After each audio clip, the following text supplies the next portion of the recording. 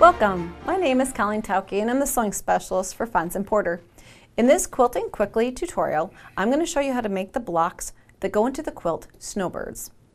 We are going to be using 10-inch pre-cut squares and then adding in yardage of a light color fabric for the outer border. If you're interested in the pattern for this project, visit our website. And then we're going to begin jumping into the cutting for the blocks.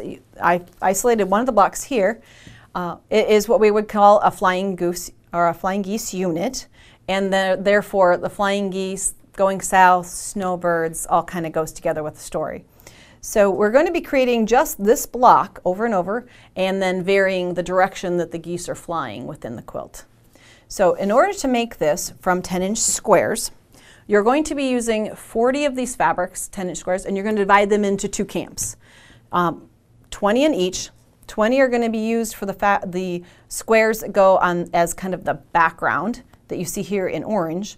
And then one of the groups will be used as the triangle, which we call the goose part of this block. So we're going to divide camps like this. And you would go down through all your fabrics and divide them up where you want them to fall in your quilt.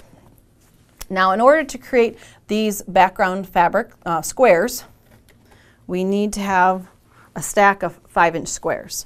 So if these are 10, that means that we're simply cutting these in half both directions to yield the squares that we need. So cut at the 5-inch line, window pane cut, yields 4 from each of them. So we'll have then a stack of small squares to use.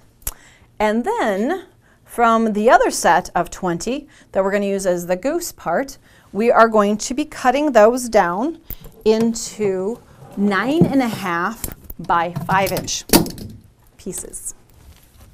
Always good to have your rotary cutter on lock in case it does get dropped.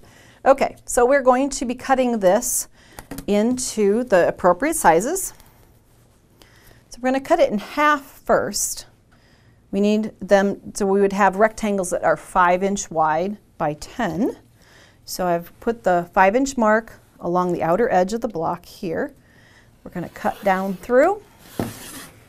And then if you want to, for time's sake, you could stack them together, one on top of the other. And they need to be 9.5 inches as rectangles. So I'm going to put the 9.5-inch line here, line it up, and we're just going to be very thin on waste. Just a few little strips like that is all we're going to be wasting. Great way to utilize the whole 10-inch block. Okay, so we're going to have those as background. Since we've got one here, that's orange, we'll talk about for each of these rectangles you'll need 2 squares like this. And you could go down through and pair up all the prints, deciding which ones you want to have together, because I do scrappy, but I do plan scrappy most of the time. I've got some step outs here ready. Talk about how to create the flying geese unit. Here's another version of it. It's fun to put the different prints together. It's if you've got kids sewing with you, you can have them help you pair things up and stack things so you'll be ready to go. So we're going to be taking 2 squares, and then we're going to mark them diagonally, corner to corner. And let's see, here we go. If you haven't made flying geese units before, this is going to be a great practice because the entire quilt is made from these units.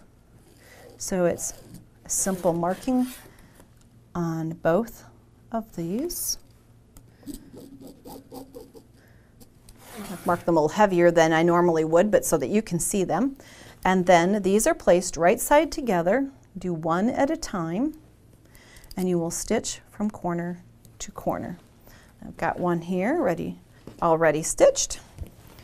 So you would then, once you've got it stitched, you open up this piece, making sure that it covers the underneath completely.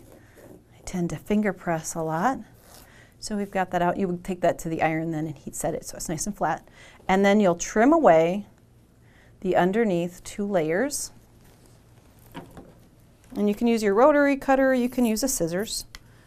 That's up to you, whatever you feel most comfortable with. Sometimes We forget that we have scissors and we want to rotary cut everything, but scissors still works great. And you just leave approximate 1/4 inch seam allowance behind. Then the second piece that you marked goes on the other side. Now remember, you can only do one at a time. You have to have this opened out before you add the second side. And you're going to stitch again, corner to corner. Open it out, and this one is stitched in both directions. This one's not trimmed yet, but then you would trim away, and you have your flying geese units. Now, in order to create the quilt, got enough blocks here now. We can talk about the direction that the geese are flying. So we begin row 1 like this. So they're all flying in one direction. And of course, there's always those geese that want to fly in the opposite direction. The fun part with this quilt is arranging all the blocks and working with all the wonderful prints in your set of 10-inch pre-cuts. This is Snowbirds. For more of our Quilting Quickly tutorials, visit our website. Thanks for joining me today.